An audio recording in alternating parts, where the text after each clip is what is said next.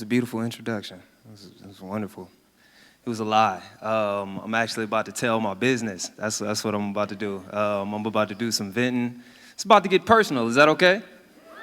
Cool. So, life has been interesting. It's going well, obviously, right? We're here at TEDx. But I realized I'm not always ready for the success that I have, you know. Like I've been traveling, I've got to narrate in exhibits in the museum, got to lead a wonderful campaign in commemoration of the Harlem Renaissance, right? And people are stopping me and starting to recognize me and stuff like that, and I'll be ready to fight people when they roll up on me in public because I got some old habits that are not really applicable to the spaces that I'm in, right? What I'm saying to y'all, okay, like I'm not saying I'm not shit. I'm saying I have ain't shit tendencies. You understand what I'm saying? I have bad habits, right? And those habits were built on trauma. You know, I grew up in West Dayton, Ohio. I grew up in a poor neighborhood. And, you know, you kind of get reduced to survival when you're in environments like that, right? And so I formed some habits to survive that I still carry with me, and they're not necessarily good habits. For instance, I'm cheap, okay? Because we grew up poor. And if you know finance, you know being cheap is just as bad as overspending because now you're just thinking in lack as opposed to thinking in abundance. Either way, you're not really thinking realistic, right? But it's how cheap that I am that's a problem. Cheap people, where y'all at? Y'all in here? You don't got to admit it. You could just kind of, oh, it's not just me. Awesome. So when I go out to restaurants, if I go with a party, because you know when you go with large parties, they put gratuity on your bill. And I told you I'm starting to make different friends now. My friends have money. I don't. So when we go to like Guild House and all of that stuff and they want to go 4 and 5 star, I'm going to go. I'm just going to order my food separately at a different table. That way I can come sit with everybody else and not pay gratuity. You know, that's what I'm going to do with mine. Also, when I go to the gas station, I'm only going to put $5 on the tank. That's right. But I'm going to wait at the pump for about $15 worth of time. That way it doesn't look like I only put $5 on the tank. You know what I mean? I'm going to wash my windows. I'm going to wipe my tires down, knowing that my pump clicked about 5 minutes ago. I just can't make it look like what it is. A couple years ago, I was still in college. I dipped into my savings account to pay for a couple of my textbooks. I never paid myself back. I've been avoiding mirrors for about the last 6 years. But my worst habit, man, if I'm going to be honest, I think my worst habit is that I'm self-conscious, right? I'm extremely self-conscious. I've, like, always been self-aware, and that's been like a gift and a curse, you know what I mean? And the thing that I'm self-conscious, any self-conscious people in the building, make some noise? Or raise your hand, that's cool, too. I know with self-conscious, I actually ought to make noise. It doesn't really makes sense. Put yourself in the spotlight, right? My bad. I had to think about that. No, but I'm self-conscious, man. If I'm gonna be completely honest, I'm self-conscious about being black. Not like I'm afraid to be black or I don't enjoy it. I actually love this shit. It's pretty dope. I fear white people's fear of me because it's not rational, right? When I was 12. I moved prior to that. My parents got a divorce. My mother moved to a small town called Xenia, Ohio. I'm not sure if y'all have ever heard of this place. To let y'all know how small it is, it's one high school, like just one, and the biggest building in the town is Walmart. So I go from like West Dayton where, you know, the people at the drive-thru were black, our bus driver was black, our mailman was black, my neighbors were black, and then I go to like a majority white town where people openly wear overalls with no shirt underneath them and have Confederate flags in the back of the pickup truck, you know what I mean? And when I'm 12 years old, me and my homie were walking around the town. We were leaving Little Caesars. I just got my $5 pizza because I'm cheap, and a whole pizza for $5 is a good deal.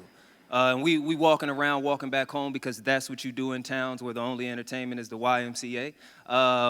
And we're going through this church parking lot, and three cruisers pull up. 4 cops hop out, guns drawn, me and my best friend. And they're yelling at us, put your fucking hands in the air, put your hands in the air. I was like, man, I'm not dropping my fucking pizza. I just paid $5 for this. You actually got me fucked up. He's like, put your hands in the air, put your goddamn, you know what I mean? And he's talking his shit, and I'm trying to talk mine. And I realized in the situation that if he was to shoot me, like, this is before cameras and all that, you know, cell phone cameras look terrible and things like that. I'm like, man, it would just be over with out here. I'm gonna go ahead and put my hands up. So he was like, show me your ID. I was like, dog, you just told me to put my hands up. I know what happens after this. You're gonna have to come get my ID. So he walks over, gun still on us, you know what I mean? And he starts searching our pockets, and that's back when, you know, we wore bigger clothes. So he's really having a time, and he eventually finds my wallet and pulls out my middle school ID. And realizes he just drew guns on 2 children. And up until this point, we did not know what the offense was. So I asked him, and I'm cussing, and I'm complaining, and I'm pissed. And he was like, the 2 of you fit the description of a guy brandishing a weapon in front of Little Caesars. I've always been at least a foot taller than my best friend. He's also brown skinned, right? We've never looked alike in my life. And at the end of it all we got was a you two need to be more careful. I never got over that, never recovered from it, right? And at that moment, I had become so aware of my skin and so aware of who I was and that it was a problem. And that fear of me could actually cost me my life, whether I did anything or not. And I had to go to school the next day and pretend that, like, that was cool, like I was okay. And I never really got through that, right? And so we in health class, and my teacher is talking about, like, puberty and when different people hit puberty. And he's like, you know, puberty typically takes place between 10 and 15 and lasts 2 to 5 years. But it's, you know, it's different for some people, right? And so I'm like, man, this is bullshit. And so I shoot my hand into the air. He never called on me. I just shouted. I'm like, Mr. Anderson, if that's true, how black boys become men so fast?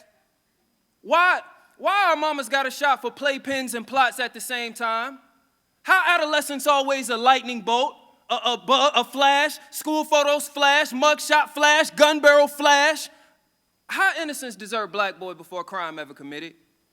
Why we don't ever got to be proven guilty? Mr. Anderson, I know this is health class, but how does black plus man always equal guilty? Should we feel guilty for growth? And if that's the case, when did growth ever defraud so many steps? Is puberty just a warning? Are pimples practice for hanging our heads in shame? For being seen as little as possible? You know, because just in case something pops, they always come looking for us. Are cracked voices a reminder of impassiveness, to speak with as much silence as possible, because you know no matter the intended tone, it'll always be seen as thunder, as monster, as collision course. You know the deeper your voice, the more man. The more man, the more malignant, and God forbid we grow, right? A dick big enough to fuck the world back, ain't that still a buck, Mr. Anderson? And ain't black bodies still trophies? God forbid we grow fast enough to run, limping off of plantations, marching onto battlefields, crashing into stereotypes. Why black boys' fate always so cruel? And why we ain't allowed to write for ourselves yet? Unless it's in cursive. A curving rope coerced into a noose cinching black and boy together. Boy ain't enough. Demean ain't enough. Why we gotta be demon too? Oh wait, is that why we pray, Mr. Anderson? Prayed on and prayed for. Prayers that skin ripen black enough to be shining armor, because boy ain't ever been bulletproof, but we still proof enough that malice and feel for misfire may break bones, but puberty will change you forever. He said, well, puberty typically takes place between 10 and 15 years of age and lasts 2 to 5 years, but it's different for some people. Statistically, the ages of 15 and 34, the number 1 cause of death for black males is homicide. After puberty, we are in fact statistically unsafe. Thank you.